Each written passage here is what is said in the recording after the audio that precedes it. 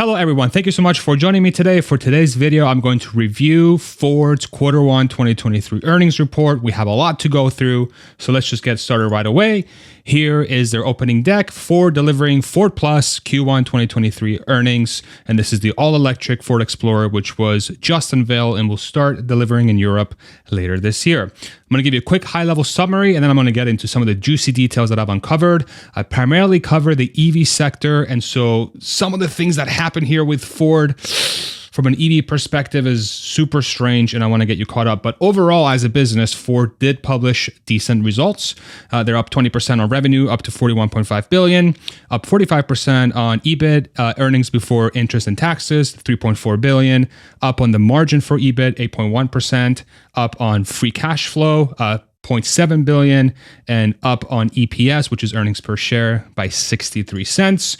Their Ford Blue division, which is their gas car business, generated about $2.6 billion in earnings at about 10.4% margin. And their Ford Pro business, which is their commercial business with vans and work trucks and things like that, generated $1.4 billion in earnings and a margin of 10.3%. So Ford's traditional business seems to be doing well. However, the EV sector for Ford, which they call Ford Model E, and there's no other way to say it, was an unmitigated disaster. And so I'll walk through a lot of the detail that showcases why that is. If you're enjoying this content so far, I would love it if you throw me a like. It helps the YouTube algorithm show this to more people. Thank you very much. And here comes the ugly. Okay, so Ford Model E, wholesale units from 30,000 units sold globally in the fourth quarter of 2022 down to 12,000 units globally for the entirety of Ford Model E. Revenue is down from 1.6 billion to 0.7 billion or 700 million, which is down significantly, over 50%, if I can do math correctly. I hope so. The earnings, basically how much they're losing in this case, it's down from 600 million to 700 million or 0.7 billion.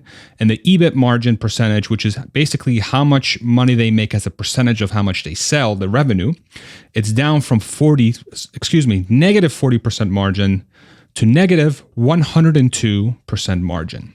So you might ask yourself, how's that even possible? I didn't even know margin could be under 100%.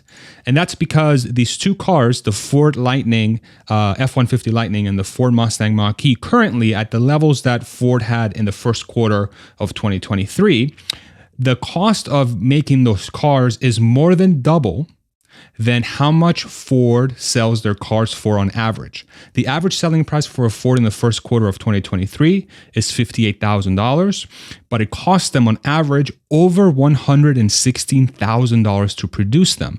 And that's because if we go back a couple slides, it's because they lost all this scale. They went from 30,000 units to 12,000 units globally.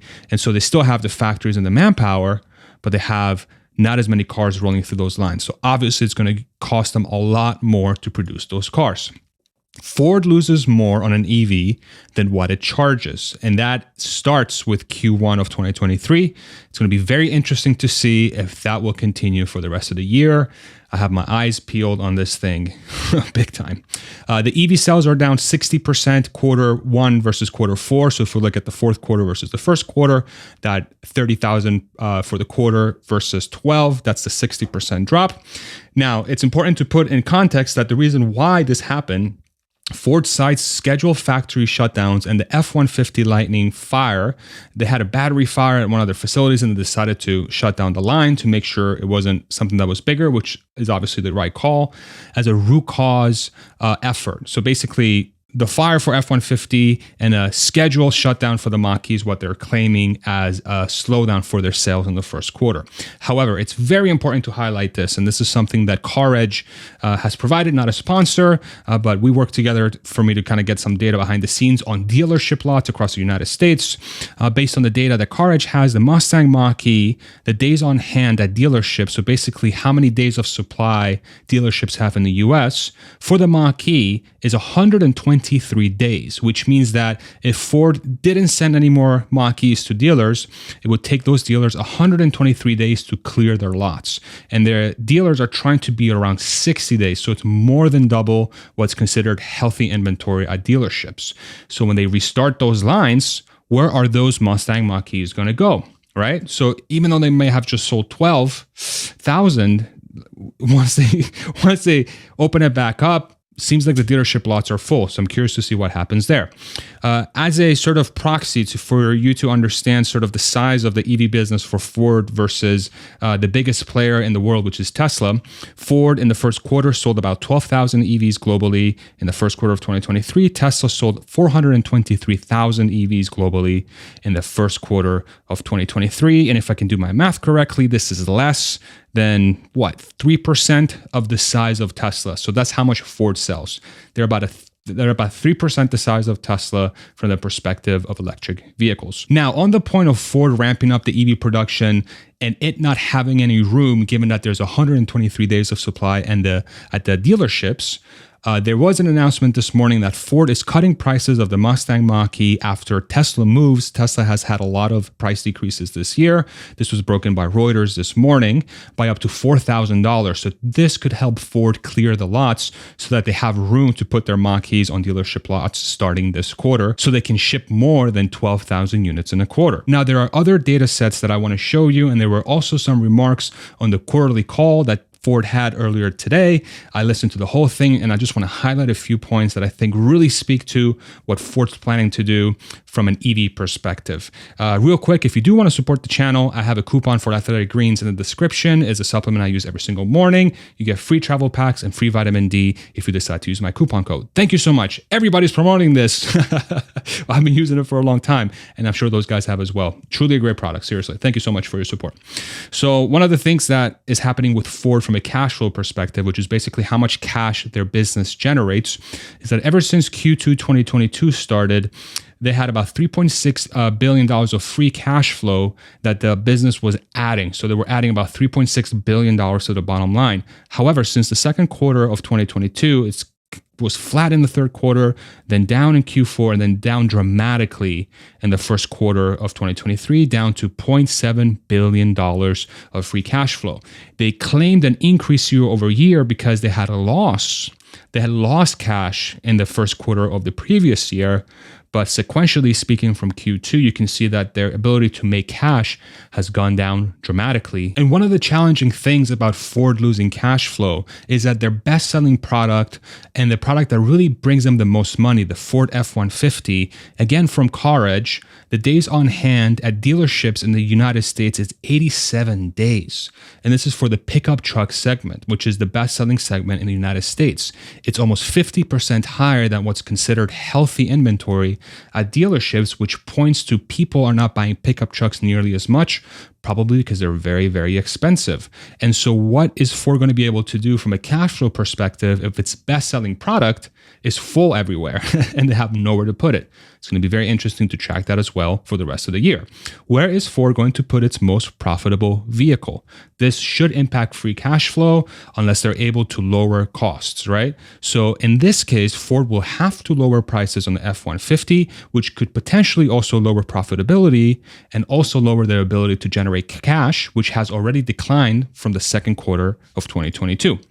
Now, there were some comments on the earnings call that I want to highlight that I think point to some of the strategy that Ford's going through that I think is going to be of interest to you. So there was a comment loosely, these aren't exact quotes, but these are loosely what was said on the earnings call. Ford will not try to capture market share at all costs. And this was towards a question related to Tesla's price decreases. And Ford's answer was, we're not going to do what Tesla's doing, which is basically dropping prices as much as humanly possible. We're going to try to be as strategic as humanly possible with our cars and entering certain markets at certain prices. And we're really going to focus on profitability, not just growth, but profitability, which kind of goes at odds, but I'll give them the benefit of the doubt. And so from my perspective, I think Ford is really trying to soften or lower growth expectations for their electric vehicle segment for Ford investors. Like, hey, we have these huge targets out here, but just so you know, we're really going to focus on profitability and we're not going to do what Tesla's doing because that's crazy. And in reality, the reason why they can't do that is because they're already losing a ton of money on the business. You can't go any lower. Otherwise you lose more money, the math would say. And so with this verbiage to me, what I hear from Ford is that they're not really trying to compete with Tesla. They're not really a Tesla competitor. They're trying to become a little bit more niche and more small segment when it comes to the EV and trying to be very strategic in where they go into. So as a Tesla competitor, I think Ford basically admits that they're not one. They're really just trying to do their best to make their EV segment as profitable as humanly possible. There was another quote on the call: experience in China was an epiphany. So they went to China and they had an experience there, which was like, wow, we can't believe this happened, right? Like we learned so much. And the quote was around our next generation EVs, sort of the next EVs they're going to make after the Lightning and the Mustang Mach-E are much more digitally connected. And this is in reference to being able to update your car anywhere. It's going to have multimedia on the screen. It's going to have self-driving capabilities, driver assistance features, and just be sort of this digital playground for people. And so what I heard from that is that the current lineup of EVs are essentially obsolete.